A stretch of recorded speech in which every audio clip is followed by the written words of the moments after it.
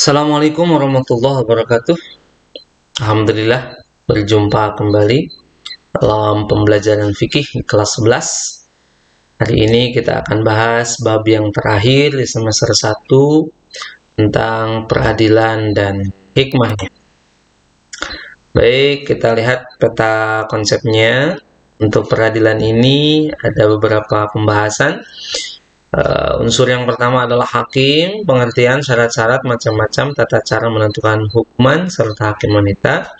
Berikutnya, yang kedua saksi, pengertian, syarat-syarat menjadi saksi, serta saksi yang tertolak. Berikutnya tergugat dan sumpah, pengertian, apa itu tergugat, apa itu sumpah, kemudian syarat-syaratnya, serta pelanggaran. Yang terakhir, penggugat dan alat bukti. Apa itu penggugat? Pengertiannya, tujuan, sumpah, serta yang terakhir, terdakwa. Yang pertama, pengertian peradilan. Apa itu peradilan? Secara bahasa, dalam pembahasan fikih, peradilan diambil dari kata kodo. Kodo yakni kodoan. Apa artinya? Paling tidak ada 3 arti. Yang pertama, memutuskan. Yang kedua, menyempurnakan. Yang ketiga, menetapkan. Itu kodo atau peradilan secara bahasa. Adapun secara terminologi atau istilah syara, peradilan adalah suatu lembaga pemerintah atau lembaga negara yang ditugaskan untuk menyelesaikan atau menetapkan keputusan perkara dengan adil berdasarkan hukum yang berlaku. Itu peradilan secara istilah ya. Jadi suatu lembaga pemerintah atau lembaga negara yang ditugaskan untuk menyelesaikan atau menetapkan keputusan perkara dengan adil berdasarkan hukum. Apa fungsi peradilan? Fungsinya untuk memutuskan setiap perkara dengan adil. Maka peradilan itu harus memainkan fungsinya dengan baik. Di antara fungsinya, yang pertama menciptakan ketertiban dan ketentraman masyarakat. Jadi peradilan hadir harus menciptakan ketertiban dan ketentraman masyarakat. Yang kedua, mewujudkan keadaan yang menyeluruh bagi seluruh lapisan masyarakat, tidak tebang pilih, tidak ada diskriminasi.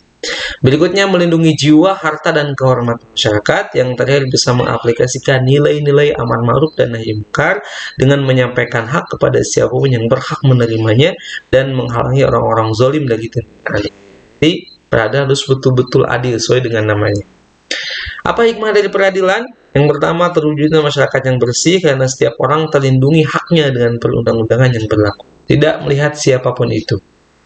Terciptanya aparatur pemerintahan yang berwibawa karena masyarakat bersih dan tertib, terwujudnya keadilan bagi seluruh rakyat, terciptanya ketentraman, kedamaian, dan keamanan masyarakat. Yang terakhir, dapat mewujudkan suasana yang mendorong untuk meningkatkan ketakwaan kepada Allah bagi semua pihak. Itu hikmah dari peradilan. Berikutnya, unsur utama dalam peradilan yang pertama tentu adalah hakim. Qadin, ya. Pengertian hakim, apa itu hakim? Hakim adalah orang yang diangkat oleh pemerintah untuk menyelesaikan persengketaan dan memutuskan hukum suatu perkara dengan adil.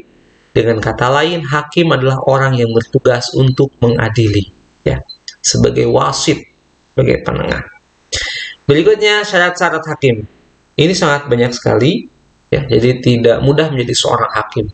Yang pertama, dalam peradilan Islam tentu harus beragama Islam, kemudian akil baligh, jadi bukan anak kecil, sehingga ia bisa membedakan mana hak mana batil, kemudian sehat fisik, jasmani rohani, merdeka bukan hamba sahaya, berlaku adil sesuai dengan prinsip-prinsip keadilan, laki-laki, ya, jadi tidak bisa wanita.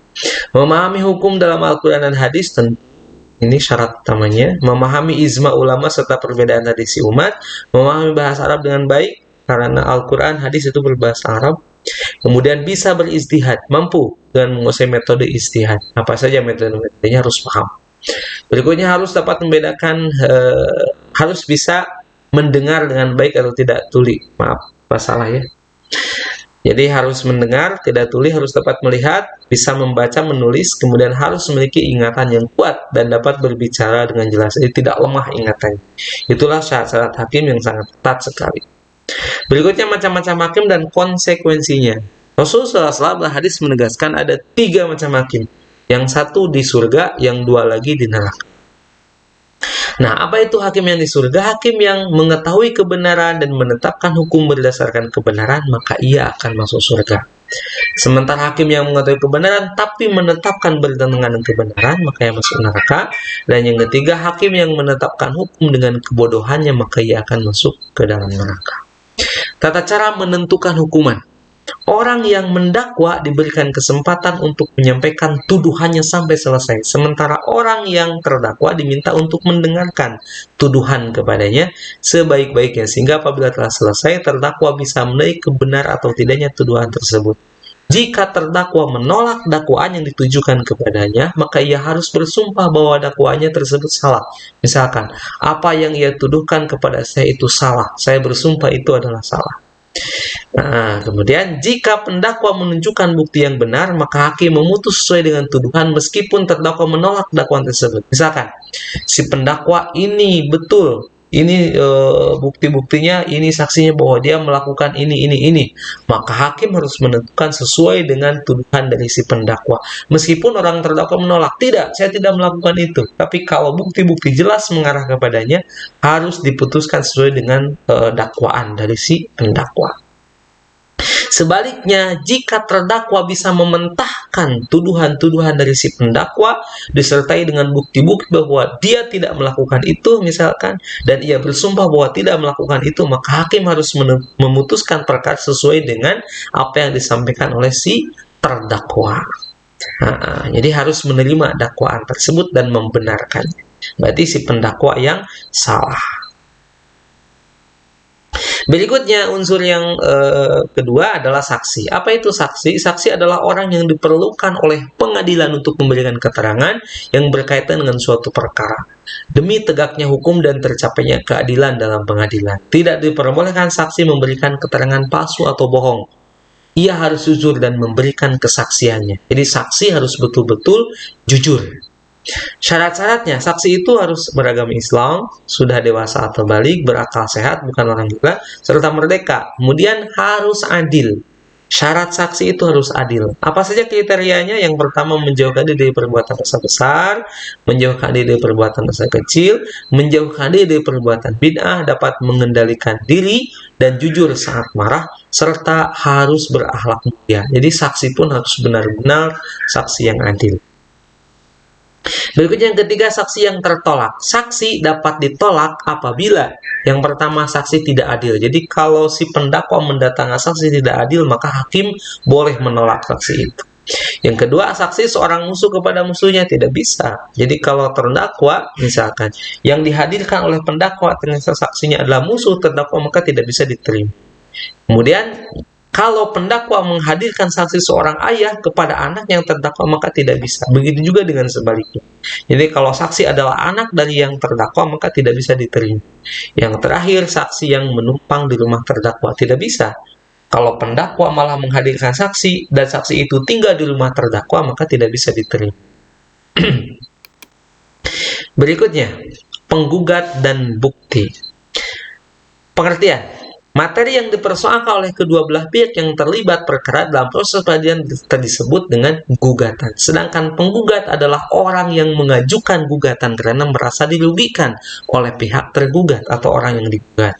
Sementara penggugat dalam mengajukan gugatannya harus dapat membuktikan kebenaran gugatannya dengan menyertakan bukti-bukti yang akurat, saksi-saksi yang adil, serta bisa melakukan sumpah. Ucapan sumpah dapat diucapkan dengan kalimat semisal, apabila gugatan saya ini tidak benar, maka Allah akan melaknat saya. Nah, ketiga hal tersebut, pernyataan bukti akurat, saksi yang adil, serta sumpah merupakan syarat diajukannya sebuah gugatan. Pengertian bukti atau bayinah. Barang bukti adalah segala sesuatu yang ditujukan oleh penggugat untuk memperkuat kebenaran dakwaannya. Bukti-bukti tersebut dapat memperjelas masalah terhadap terdakwa. Yang ketiga, terdakwa yang tidak hadir dalam persidangan. Terdakwa yang tidak hadir dalam persidangan harus terlebih dahulu dicari tahu sebab ketidakhadirannya. Menurut Imam Abu Hanifah, mendakwa orang yang tidak hadir atau tidak ada dalam persidangan itu diperbolehkan. Ini berdasarkan sebuah hadis Nabi SAW. Gitu kata Abu Hanifah. Berikutnya, tergugat dan sumpah. Pengertian tergugat. Orang yang terkena gugatan dari penggugat disebut dengan tergugat. Dan tergugat itu bisa membela diri dengan membantah kebenaran gugatan melalui dua cara. Satu, bisa menunjukkan bukti-bukti bahwa apa yang digugat itu salah. Yang kedua, ia bersumpah. Misalkan, wallahi, saya tidak melakukan apa yang dituduhkan. Apa tujuan sumpah?